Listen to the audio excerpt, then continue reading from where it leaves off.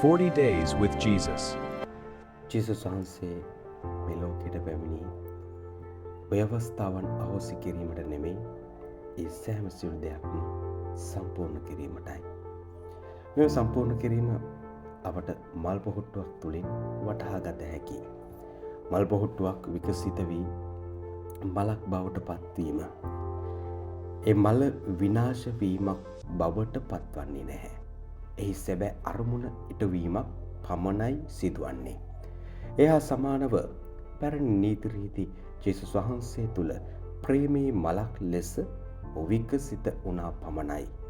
උන්වහන්සේ අපට ඉගැන්වුවේ නීතියේ අකුරට වඩා එහි ඇති ආදරයේ ජීවය වැදගත් බවයි. මෙම දේව නීති අපේ ජීවිතයට බරක් ලෙස පෙනෙන්නට පුළුවන්. නමුත් සැබවින්ම ඒවා පාරේ ඇති රතු සංඥා ලාම්පුවක් වගේ.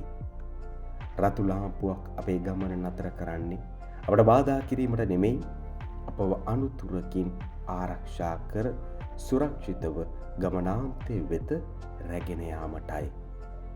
දෙවියන් වහන්සේගේ කුඩා ආඥාව පවා අපේ ආරක්ෂාව සඳහා තැබූ වැට කඩොල්ලකි. එබැවින් අප මෙම ආඥා පිළිපැදිය යුත්තේ බය නිසා නෙමෙයි, දෙවියන් වහන්සේට ඇති සැබෑ ප්‍රේමය නිසායි. මිනි නොමර සිටීම නීතිය පිළිපැදීමක් නම් තම සහෝදරයට හදවතින් ප්‍රේම කිරීම එම නීතිය සම්පූර්ණ කිරීමකි. අද අපේ අභියෝගය මෙයයි. අපි දෙවියන් වහන්සේගේ වචනේ අකුරටම රකිමින් එය අපේ ජීවිතයේ ක්‍රියාවක් ලෙස අප පෙන්වනවා.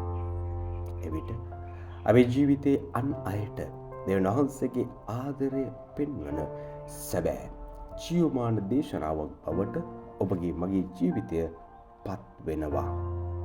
ජේසුස් පිටයි.